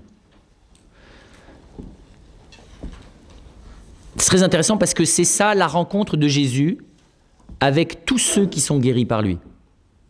C'est des gens qui sont tellement en état de culpabilité et de marginalisation à cause de ce qu'ils estiment être une tare personnelle, hein, qu'au fond, ils n'ont plus le choix que de se laisser aider par un autre. C'est très impressionnant. Vous prenez, c'est les lépreux, les prostituées, les publicains, c'est à ceux dont la déficience publique ne leur laisse plus d'issue dans la reconstitution d'une image d'apparence. Vous voyez, je ne sais pas comment dire ça. Ils n'ont plus les moyens d'apparaître autrement que comme des nuls. Mais il n'y a que ceux-là qui rencontrent Jésus. Les autres, il n'arrive pas à les rencontrer. Ils ont tous des moyens de l'éviter. C'est très impressionnant. Donc c'est pour dire que dans l'évangile, c'est le fond de la rencontre. C'est le fait que la personne accepte les aveugles, les lépreux, les paralytiques. Celui qui est le plus limite, c'est l'infirme de la piscine de Bethsata, qui est même plus capable de demander qu'on l'aide. Il explique simplement qu'il n'y arrive pas. Ce qui est la dernière forme de la manière de demander de l'aide. Il accepte de répondre à la question de celui qui est Jésus, hein, qui lui demande s'il veut guérir. Et donc concrètement, je dirais la phase d'après, c'est avec l'aide d'autrui, l'identification de ce que je suis, tout bêtement. C'est-à-dire l'identification de ma personne, au-delà de l'image que j'ai de moi-même. Je peux avoir une image de génie et ne pas l'être autant que je le pensais, et avoir une image vous voyez, d'affreux. Enfin, vous voyez, je ne suis pas l'image que j'ai de moi-même, quoi. C'est tout bête. Alors le problème, c'est qu'on aimerait réaméliorer l'image de soi. Il ne faut pas trop s'en occuper, ça, à mon avis. Dans l'évangile, Jésus ne s'occupe pas beaucoup de l'image de l'autre. L'image que l'autre a de lui-même. Il s'occupe de lui faire toucher ce qu'il est, ce qui n'est pas pareil. Et donc j'ai besoin d'identifier quel est mon être. Et il y a deux expériences fondamentales dans lesquelles j'identifie ce qu'est ma personne. C'est par le travail et par l'amour. Le travail ne me permet pas simplement d'identifier ce que je suis capable de faire. Le vrai travail, c'est le métier, me permet d'identifier quelque chose de ma personne à travers ce que je fais. C'est pour ça que c'est un des grands lieux de rééducation à l'égard de la culpabilité, c'est le métier. C'est pas bosser, hein. C'est pas être employé, c'est pas avoir un bon emploi bien rémunéré avec de la motivation. C'est pas se faire une image de soi grâce à la reconnaissance d'autrui parce qu'on a un bon poste, hein. Tout ça, j'allais dire, c'est de l'extérieur, ça. C'est être capable d'identifier ma compétence objective grâce à la qualité de ce que je fais. Ça s'appelle un métier.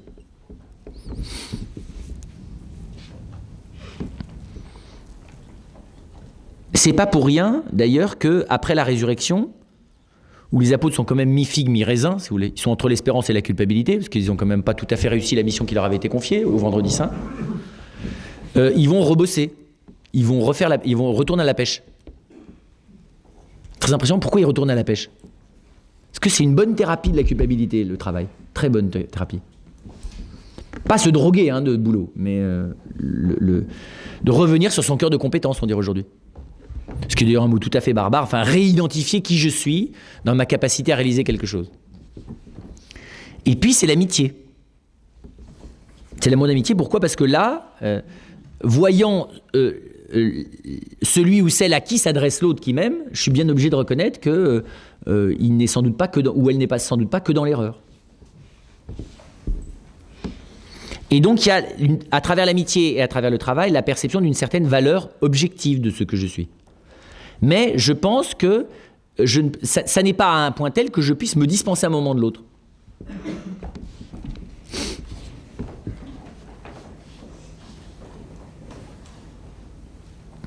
Ça, c'est la logique humaine.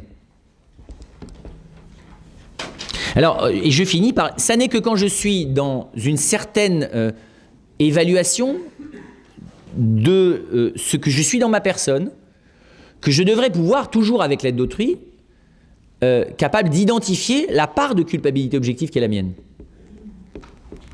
Je devrais pouvoir. Le problème, c'est que je ne peux pas, parce que je n'ai que la mémoire de mon acte. C'est tout. J'ai plus mon acte, j'ai que sa mémoire. Oui. Donc je ne peux plus revenir à ce que j'ai fait, c'est réglé. La justice juge les effets de ce que j'ai fait. Mais moi, je ne peux pas. Ma mémoire, elle me trompe, toujours. Parce que ma mémoire, elle est marquée par mon image, ma représentation. Enfin, tout le monde sait que la mémoire trompe toujours. Quant aux erreurs, enfin, vous voyez, souvenez-vous d'un accident, vous allez voir, vous avez autant de versions que de témoins, tout le monde sait ça. Vous interviewez les gens, il y en a mais 3 minutes après, il y en a qui vous disent qu'il y avait 2 personnes, d'autres qui vous disent qu'il y en avait 10. Sans problème, les contradictions des témoignages sont très impressionnantes. Mais 5 minutes plus tard, la manière dont, vous voyez, la mémoire dans l'émotion, alors évidemment, la mémoire, quand il s'agit de la culpabilité, il s'agit d'une faute, la mémoire de la faute, c'est fini, vous voyez, on est dans le délire, quoi. Ou bien on amoindrit, ou bien on augmente, ou bien on fabule, ou bien, enfin, tout ce qu'on veut.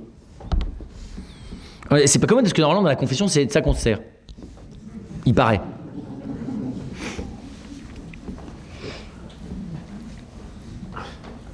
Et donc, à ce niveau-là, je passe à l'évangile, je devrais être capable de percevoir qu'entre ma faute et le sentiment de ma faute, il y a un décalage énorme. Qu'on voit bien dès la Genèse. Dieu n'avait manifestement pas l'air de considérer que ce que venait de faire Ève, qui est quand même pas rien, et Adam aussi, nécessite qu'il aille se cacher. Parce que c'est pas de l'ironie quand même. Dieu fait pas de l'ironie avec sa créature. Et pourtant il lui dit où es-tu ? Où es-tu ? Ce qui montre bien, ça veut dire Adam, mais écoute, t'as pas de raison de te cacher. Et non seulement Adam saisit pas la perche, mais en plus il justifie qu'il se cache. Pas très intelligent. Enfin plus très intelligent le pauvre. Ce qui montre bien que le sentiment de la faute a complètement brouillé sa perception de ce qui se passe vraiment, pour faire court. Hein. L'amour continue de lui être proposé et lui continue de s'enfuir. Et plus l'amour lui est proposé, plus il régresse. C'est dommage. Et donc le sentiment de la faute, qui soit un sentiment de culpabilité, un sentiment de remords, enfin tout ce que vous voulez sur les sentiments de la faute, sont évidemment pas des critères objectifs de la faute. Et je vous le disais tout à l'heure, c'est évidemment pas les fautes les plus graves qui suscitent en nous les sentiments les plus aigus.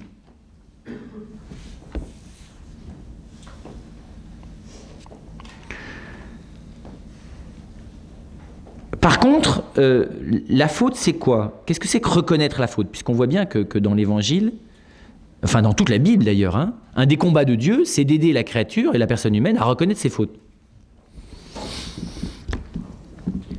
Et très bizarrement, la reconnaissance de la faute est conçue dans la Bible comme une sortie de la culpabilité. Bizarre, hein ? Bizarre. Qu'est-ce que c'est la reconnaissance de la faute ? C'est pas l'évaluation de ma culpabilité à la lumière de mon sentiment. Encore une fois, ça c'est une impasse. Qui se pratique d'ailleurs souvent dans la Bible, hein, face à l'invitation divine. Mais c'est la reconnaissance objective du fait que je me suis privé du bien qu'est Dieu. La faute, c'est quoi ? C'est se priver du bien. C'est se me priver de Dieu, quoi. C'est me priver de l'amour, c'est de me priver de la lumière et de l'amour, c'est ça la faute. Donc reconnaître que je me suis privé ou que j'ai participé à une privation de la lumière et de l'amour à mon égard, et à l'égard d'autrui d'ailleurs, parce que je prive aussi autrui, puisque je le prive, vous voyez. Par la faute, je me prive et je prive autrui. Du bien. Je prive même presque Dieu.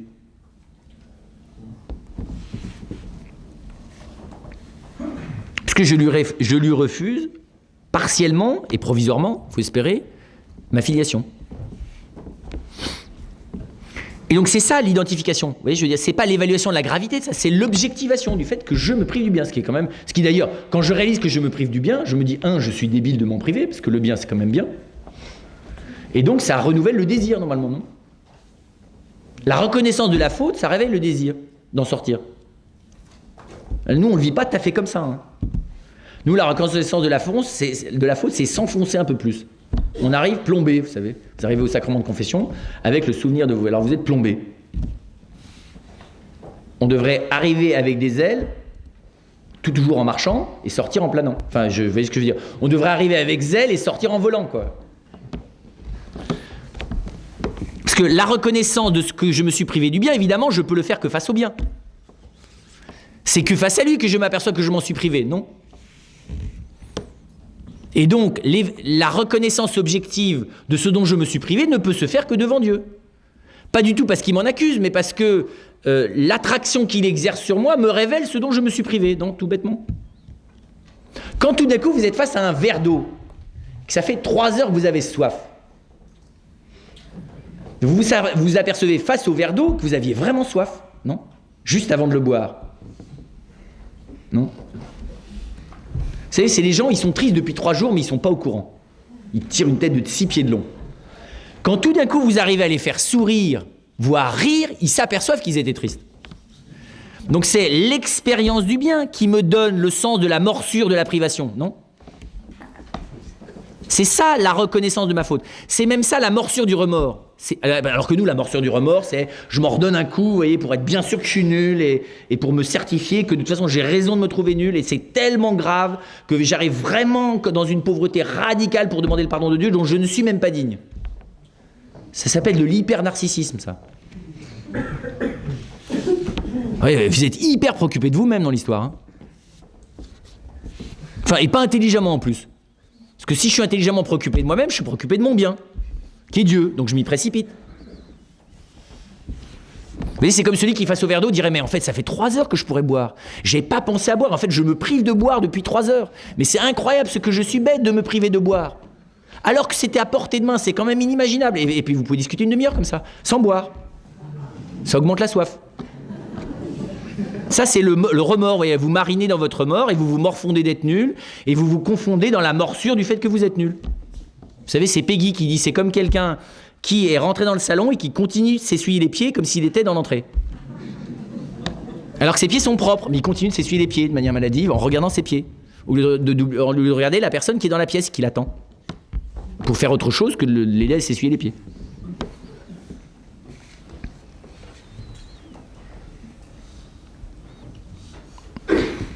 Ça, j'allais dire, c'est le premier, c'est d'ailleurs je dirais, toute la démarche, la thérapie divine de Dieu dans l'Ancienne Alliance. Hein. Ça, c'est le seuil de l'Évangile. On n'est pas encore dans l'Évangile. Ça, c'est déjà vrai dans l'Ancienne Alliance. Et évidemment, le pardon apparaît clairement à ce moment-là comme la réconciliation, le renouvellement de la communion, le réaccueil du bien, quoi. Qui ne m'a jamais quitté d'ailleurs de son côté à lui, quand il s'agit de Dieu.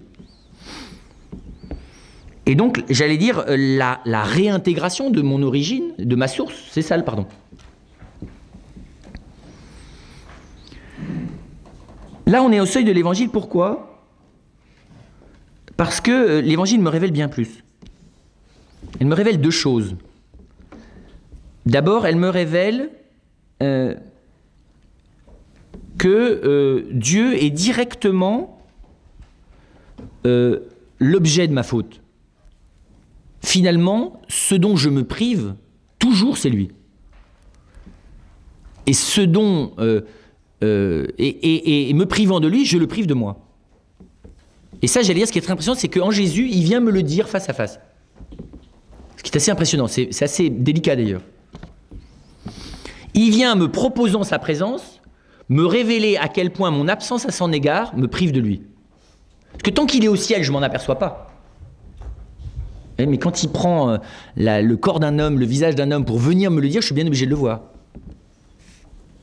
Que, comment vous dire ça, me détourner du bien l'agresse.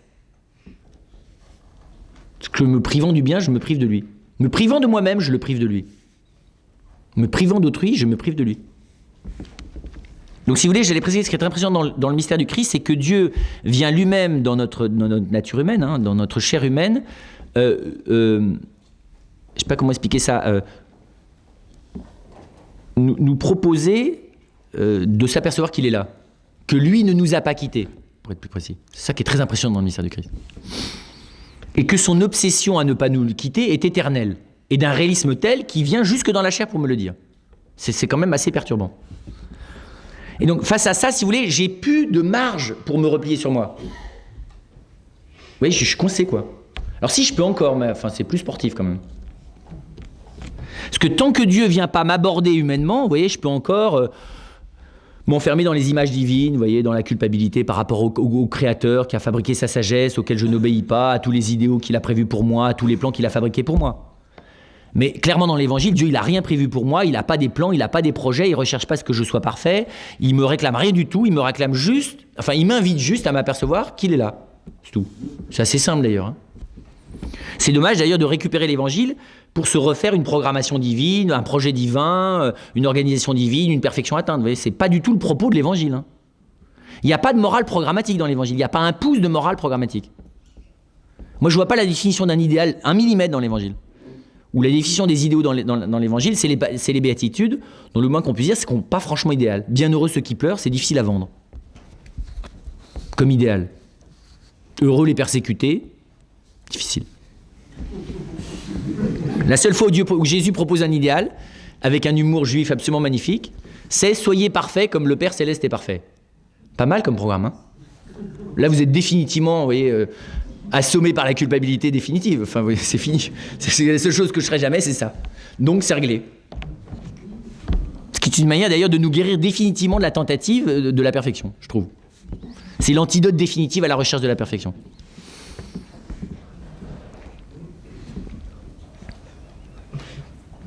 Et ce qui est très impressionnant, c'est que non seulement c'est le deuxième pas de l'évangile, hein, ce qu'on voit à l'égard de la Samaritaine, c'est que le Christ se présente à moi face à à cet enfermement en moi-même.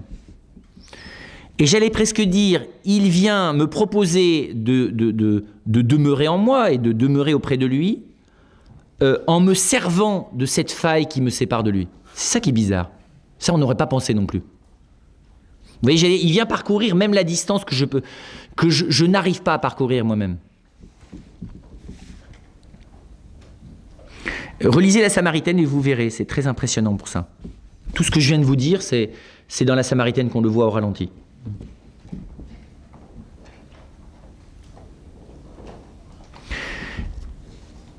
Et donc, ce qui est très impressionnant, c'est que la manière dont le Christ me sort de la culpabilité n'est pas en m'expliquant les choses, en me ramenant à la réalité et tout, c'est directement par lui-même. C'est le réalisme de sa présence qui m'empêche de m'enfermer dans la bulle et le miroir de l'analyse de moi-même, de l'évaluation de moi-même.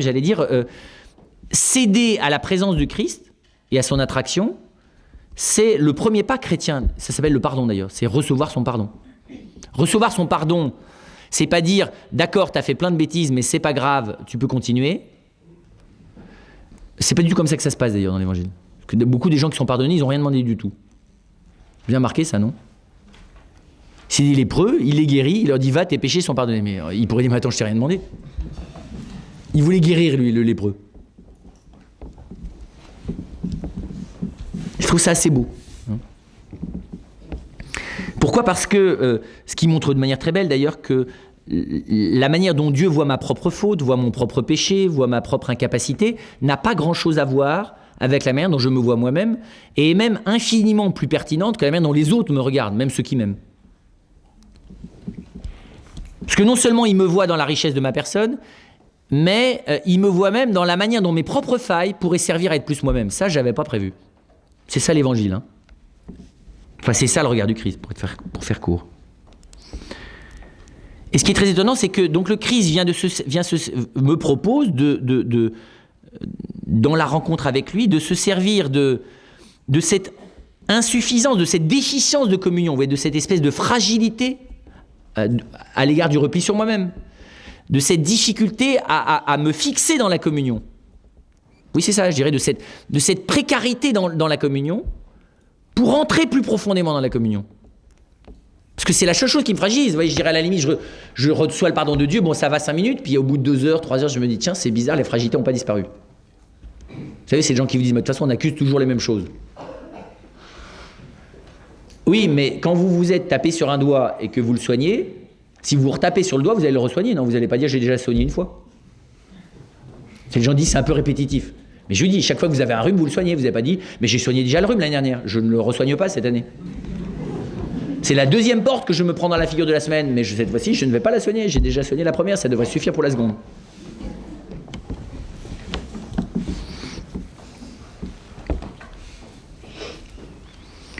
Alors comment le Christ se sert de cette déficience? C'est que le Christ m'invite, et c'est ce qu'on voit de manière très belle dans l'Évangile à l'égard, c'est ce qu'il propose aux apôtres, hein, c'est ce qu'il fait vivre de manière d'ailleurs très belle à la Vierge Marie, c'est ce que vit Paul, Saint Paul aussi. C'est la manière dont ma précarité est une invitation à choisir de dépendre encore plus concrètement, encore plus humainement, encore plus affectivement, encore plus existentiellement à l'égard de lui.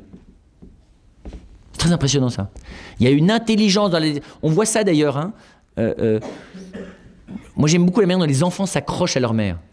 Dans toutes les cultures. Hein. Parce que j'ai la chance de me balader un peu en Asie. Puis... Et dans toutes les cultures, je trouve qu'on devrait écrire un livre là-dessus. Sur les 1001 manières de s'accrocher à sa maman. Alors dans le dos, enfin toutes les formes possibles. Et c'est génial parce que l'enfant s'accroche d'autant plus qu'il est fragile. Enfin exactement, pour être plus précis. Il s'accroche d'autant plus qu'il a l'intelligence de sa fragilité. Quand il commence à se considérer autonome, il n'a plus besoin. Hein. Ou alors c'est que ça ne va pas bien psychologiquement. Mais sinon il marche devant, enfin il marche, vous voyez, il n'a plus besoin de s'accrocher. C'est très impressionnant comment la fragilité peut augmenter l'intelligence de la dépendance. Enfin, sur le plan humain, c'est une métaphore. Hein. Parce que augmenter l'intelligence de notre dépendance à l'égard de Jésus, là où on est complètement fêlé, nous, on ne sait pas faire. Mais il ne s'agit pas de savoir faire, il s'agit de coopérer à lui qui sait faire.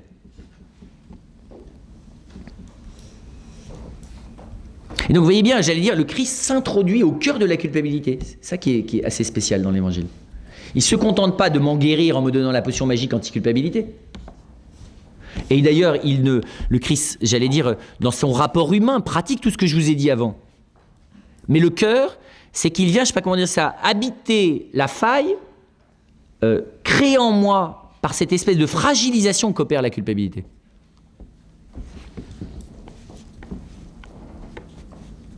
Et donc, si j'ai durablement besoin d'autrui pour évaluer ce que je vaux, j'allais dire, voilà, je suis invité, c'est l'Évangile, à dépendre sans limite du Christ, là où la culpabilité me fragilise.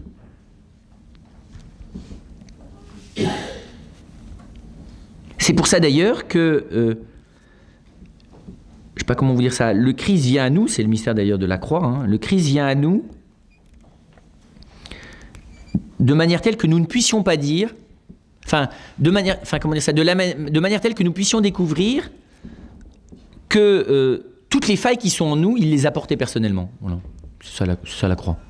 La croix, c'est pas qu'il est très courageux, alors il a beaucoup souffert pour nous. La croix, c'est que, souffrant de nous, il a souffert en nous de nos propres souffrances. C'est pas rien, ça. Ouais. S'apercevoir que quelqu'un a vécu plus personnellement ma propre souffrance que moi-même, c'est pas rien. Et donc j'allais dire, vous voyez, il y a un lien entre les deux. Je ne saurais pas bien vous dire lequel, parce que mais il faudrait creuser ça, le lien qu'il y a entre les deux. La manière étonnante dont la blessure du côté du Christ, vous voyez, est ce qui vient habiter mes propres blessures et qui en même temps vient, j'allais dire, je ne sais pas comment expliquer ça, illuminer de l'intérieur la culpabilité sans supprimer sa fragilisation. Enfin, je ne sais pas comment vous dire ça. En tout cas, c'est ce qui se passe. Je ne sais pas comment vous le dire, mais c'est ce qui se passe. C'est ce qui se passe dans l'Eucharistie, c'est ce qui se passe dans le sacrement du pardon, c'est ce qui se passe dans l'oraison, c'est ce qui se passe dans la charité fraternelle. Enfin, c'est la seule chose qui devrait se passer dans l'Église d'ailleurs. Tout ce qui se passe en dehors de ça dans l'Église n'est pas intéressant. Pour faire court.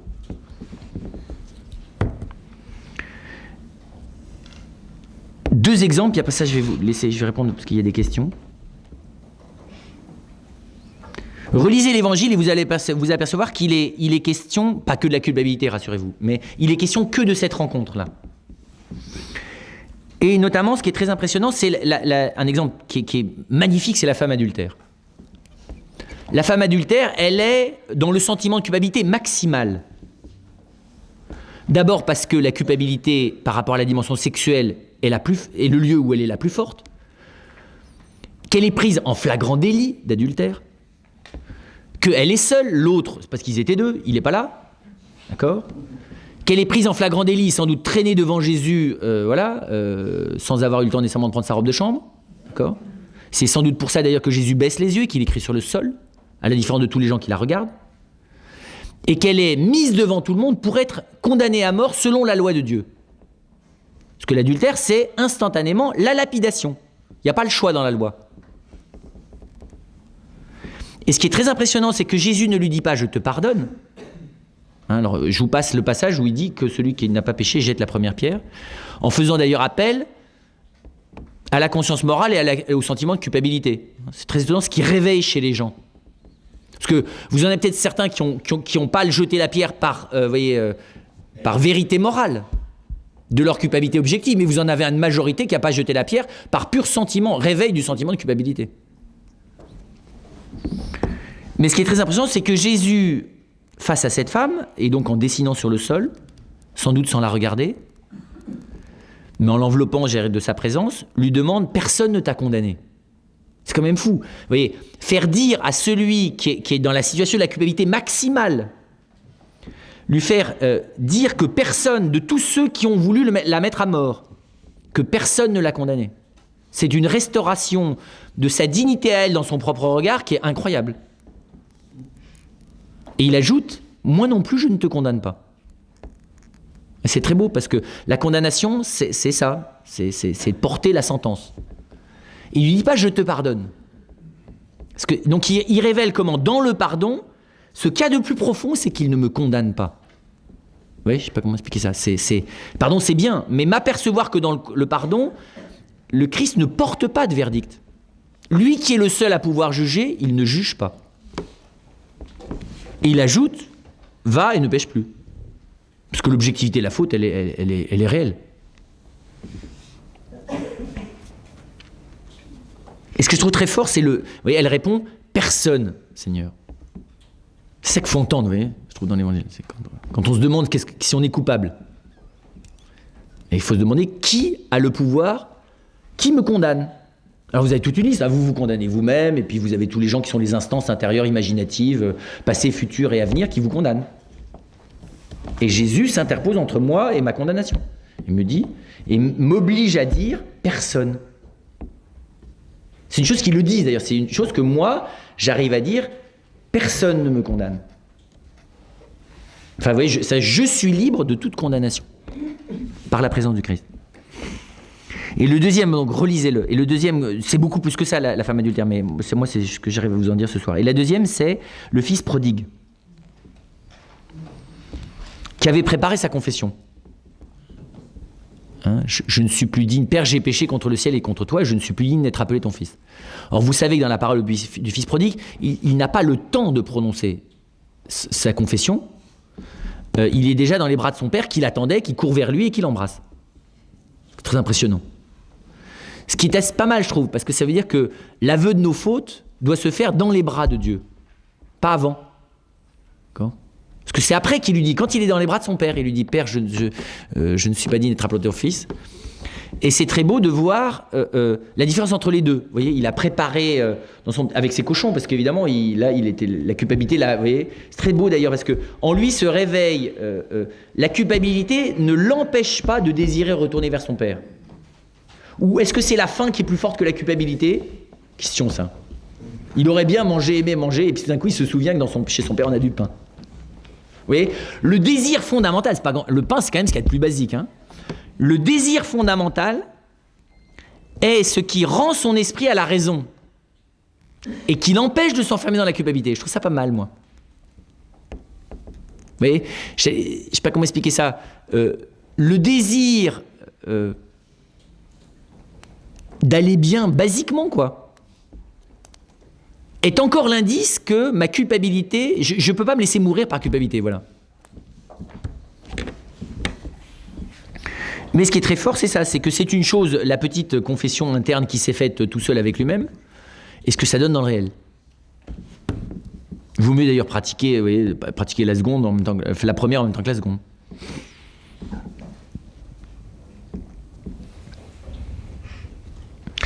Et je finirai juste en disant, vous voyez, je vous ai donné que des pistes, que du coup, cette question de la culpabilité me semble apparaître beaucoup plus profondément comme une question clé.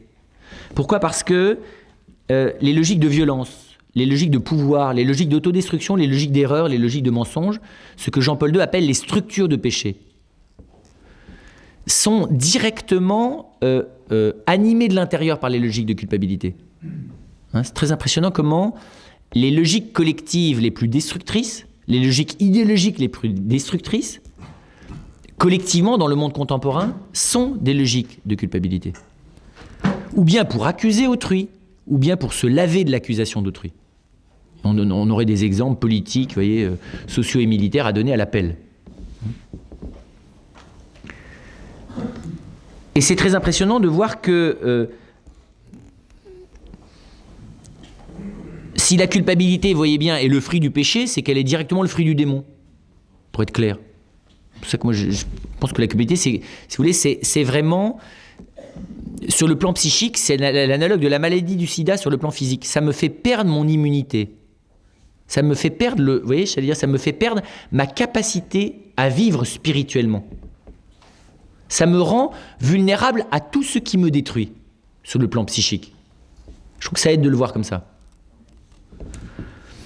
Et que, j'allais dire, je pense que c'est très important de voir comment être sauvé de ce sentiment suicidaire, être sauvé de cet enfermement sur soi qui est directement orienté vers la mort, la destruction de soi et la destruction d'autrui. Hein. Vers, au fond, ce sentiment qui n'est que l'annonce négative de l'échec de la volonté de Dieu sur sa créature humaine. Enfin, vous voyez, pour faire clair. C'est comme un virus informatique aussi. C'est ce qui contient en soi la programmation de l'autodestruction de l'ensemble de l'humanité. Ça ne veut pas dire que c'est ce qui... Mais vous voyez, dans sa logique, c'est ça.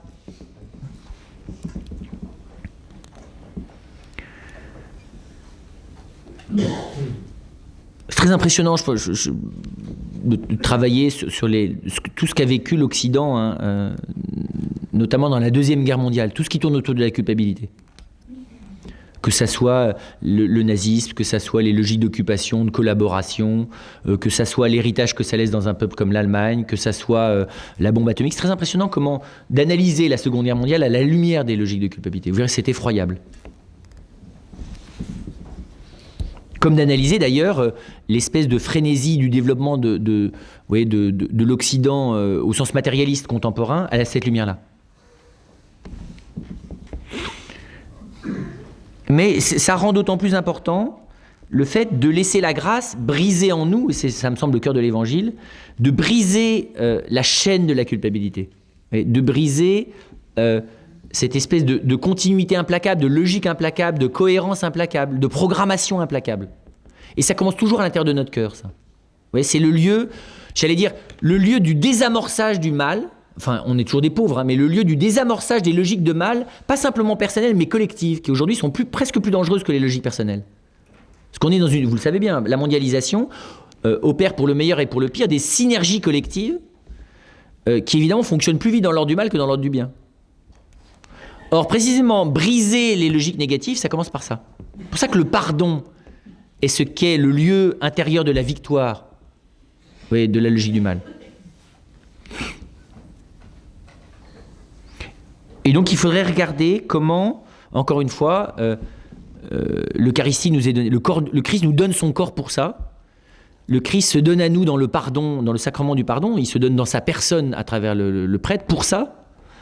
Et il faudrait montrer aussi comment est-ce que la vie fraternelle, c'est ça. Hein, j'allais dire, aimer son frère, c'est, comment dire ça, l'aimer dans un regard et un amour à travers lequel le Christ va briser en lui la chaîne, vous voyez, je veux dire, de l'autocondamnation, de l'autodestruction ou du transfert de la condamnation de lui sur les autres. Vous voyez, j'allais dire, la charité fraternelle, elle est libératrice en me libérant de la chaîne du péché. Et la chaîne du péché, elle se marque dans ma structure, enfin, vous voyez, je dirais, elle se structure, il me semble, plus particulièrement autour de cette logique-là. Le sentiment de culpabilité est-il évangélique ? je crois avoir répondu. Il ne l'est pas du tout. Il n'est pas humain d'ailleurs. Enfin, il est humain parce que nous le subissons, mais... En tout cas, je suis certain que c'est le dernier point de départ, le sentiment de culpabilité, qui permette d'analyser la culpabilité objective. Ça, c'est sûr. Il n'y a aucun moyen de passer de l'un à l'autre. C'est ce que nous tentons tous de faire. Hein. Nous, on ressent la culpabilité, puis on essaye de la dégraisser. Vous voyez, on la passe à demi-crémée, quoi. Vous voyez, on essaie de diminuer, quoi. On essaie de se raisonner quant à l'excès du sentiment. Or, on ne peut pas se raisonner, parce que c'est intrinsèquement pervers. Vous voyez, c'est comme de mettre... vous savez, quand la soupe est brûlée, c'est toute la soupe qui a le goût de brûler. Vous ne pouvez pas enlever la brûlure de la soupe. C'est dilué dans toutes les molécules de la soupe. Mais c'est la même chose, la culpabilité. Le sentiment de culpabilité, il n'est pas purifiable. Vous ne pouvez pas vous voyez, il n'y a pas moyen de le récupérer, quoi, en gros. C'est non récupérable.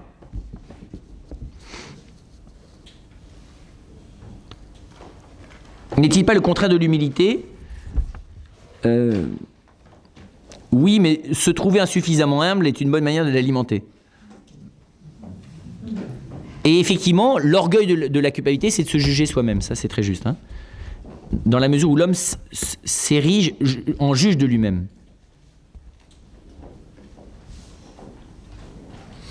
Le sentiment de culpabilité et le judaïsme, c'est la même chose que le sentiment de culpabilité et le judéo-christianisme et le christianisme tout court. Parce que ça, pour le coup, j'allais dire, on en a directement hérité. On avance à peu près au même rythme du côté de la pathologie. Oui. Par contre, inversement, je pense que vivre de Jésus-Christ comme celui qui me libère effectivement de ce sentiment est sans doute une des plus fortes annonces de l'Évangile, sans mots, vous voyez, auprès de nos frères d'Israël, enfin de nos frères juifs. C'est pas en annonçant Jésus-Christ, c'est en révélant comment il libère de la culpabilité, ça sûrement. Mais en le révélant parce qu'on en vit, hein, pas parce que... Le sentiment de culpabilité chez les protestants, les calvinistes ou les luthériens, c'est différentes modalités de la pathologie, si vous voulez. Vous pouvez décliner ça selon les pays, selon les époques, selon les formes de christianisme. Enfin, vous avez toutes les formes. Mais bon, ça relève plus de... comment ça s'appelle ? Vous savez, les répertoires de maladies, là. C'est un nom, vous savez ? Non, oui, c'est pas le Vidal, mais c'est une science, hein, la science de la classification des pathologies. Nosologie, oui, c'est ça. La nosologie, tout à fait. On peut faire ça, mais ça, il vaut mieux que chacun s'occupe de lui-même, en voyant quelles sont les racines familiales, culturelles, nationales et religieuses qui sont les siennes. C'est pas, vous voyez, le protestant d'Alsace du Nord, c'est pas tout à fait la même chose que le luthérien de la Provence, vous voyez, remixé par un peu de breton avec du lorrain dedans. Enfin, vous voyez, ça donne des mix très particuliers et très propres. C'est très singulier, la pathologie de la culpabilité, selon chacun. Puis ça prend une teinte particulière selon les endroits où on a grandi, les parents qu'on a eus, ça...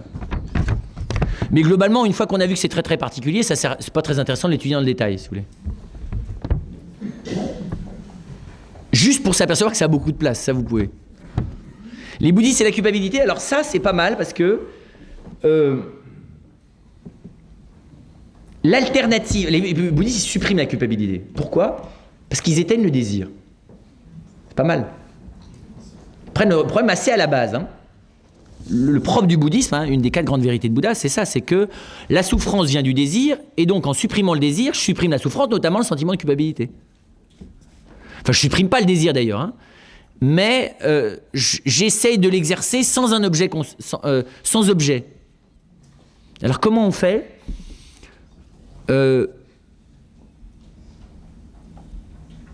En fait, je pense que le vrai bouddhisme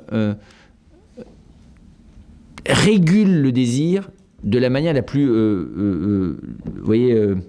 plate qui soit.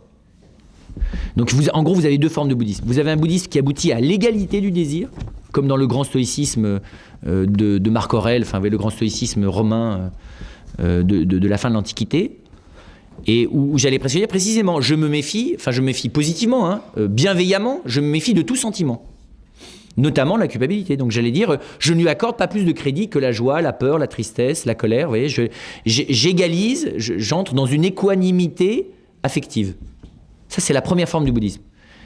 Et je pense que les bouddhistes les plus intéressants à rencontrer, c'est ceux-là.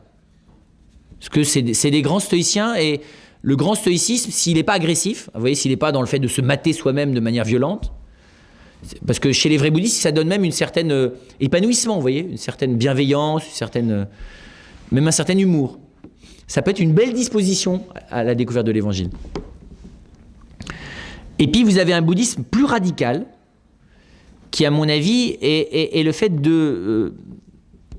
d'annuler les effets du désir en l'exerçant à l'égard d'un objet imaginatif qui est le vide. Voilà. Bon, je ne veux pas me lancer dans ces distinctions-là, mais qui à mon avis est un bouddhisme qui est plus nihiliste, mais qui est aujourd'hui, Dieu soit loué, beaucoup plus rare. Qui n'est pas le bouddhisme nécessairement zen, parce que le bouddhisme zen, il peut aussi avoir la première forme, mais ça dépend plus d'une personne à l'autre. Et on débouche sur un bouddhisme de type nihiliste, c'est-à-dire où il s'agit imaginativement de s'appliquer au rien, enfin, vous voyez, de se mettre face au rien, quand à mon avis, on n'arrive pas à vivre le premier. Quand on rencontre, c'est en rencontrant les personnes qu'on voit ça, Et les lamas qui n'arrivent pas à cette équanimité parce qu'ils ont trop de passion, qui sont trop fêlés, parce qu'on ne choisit pas la manière dont on est fêlé, du coup, passent à ce second bouddhisme qui est plus violent, je pense.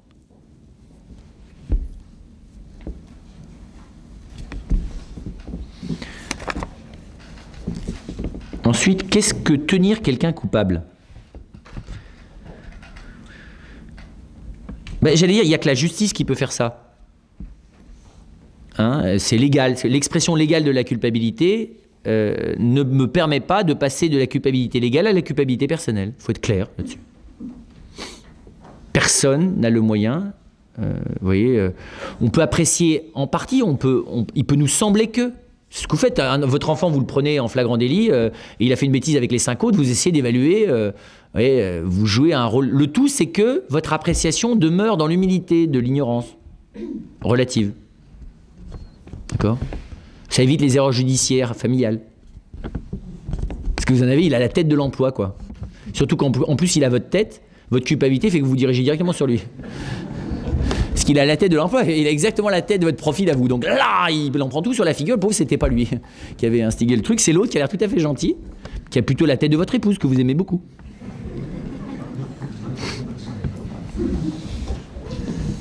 Donc on ne peut pas tenir quelqu'un coupable, sauf au plan légal.